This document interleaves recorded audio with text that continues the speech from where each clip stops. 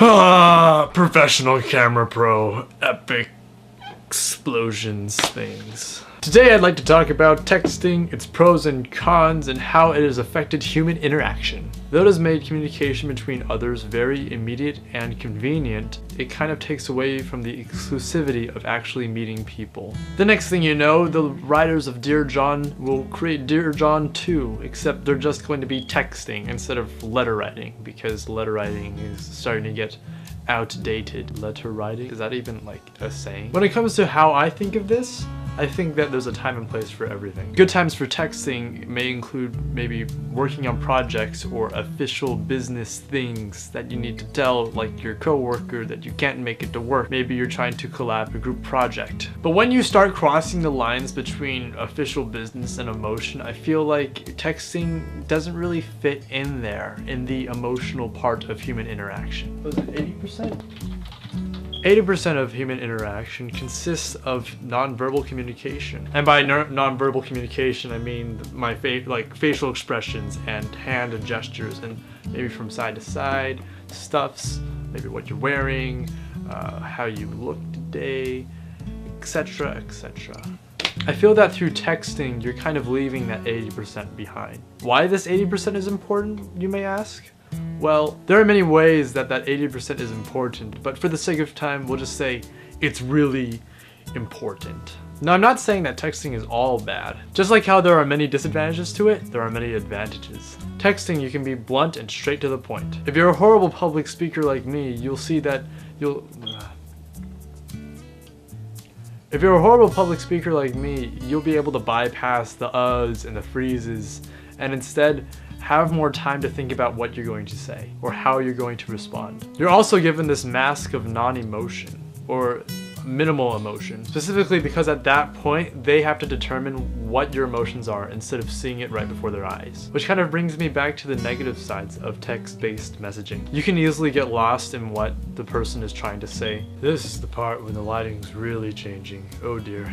It's starting to get really dark now. Something I did for this vlog is that I actually went around and asked people questions relating to texting and messaging.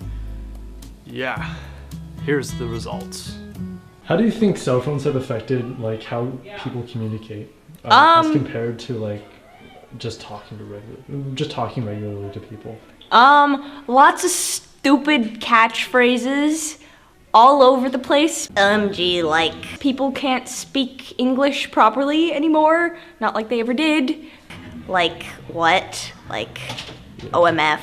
You have conversations that would take 5 minutes on the phone over a span of like 6 hours with lots of, oh, LOL, he's like coming in, and emoticons and like little happy faces all over the place. All the time. What are some annoying things about texting? OMGs, you guys. Okay, everyone puts Z's instead of S's, and that's not how you spell it. Oh, and then they leave out apostrophes and punctuation. With texting, you're able to have conversations that you can have with people who are very distant or who aren't near you, so some disadvantages. Sometimes they can be very wordy or you can get off track easily. I think it has greatly limited human interaction, but I also think that in some ways it's broadened it. You can contact people quickly, anywhere, and silently, so that like if you're in a meeting or something but you have to contact somebody, then you have that option. But I also do believe that it's made it a lot harder for some people to like socialize. Like talking person to person makes it texting has made that a lot more difficult. Although I didn't exactly want to go into the reasoning behind why facial expressions and mannerisms are important, Travis had a very, very interesting point here.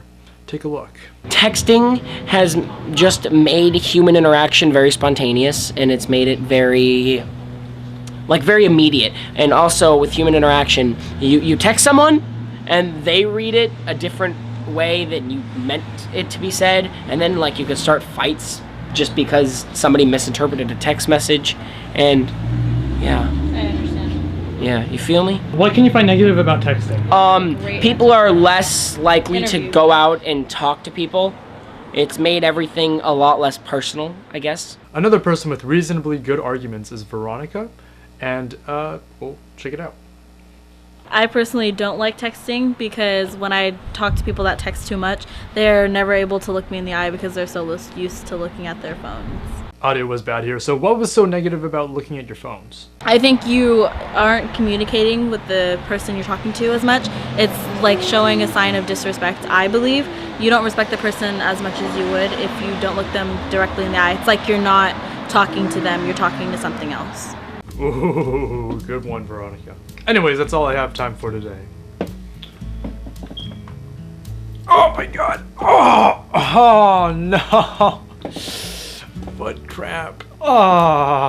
If you liked the video, like the video. If you have questions, comments, concerns, or you want to leave input for this video, leave it in the comments section below. If it catches my attention, I'll probably reply.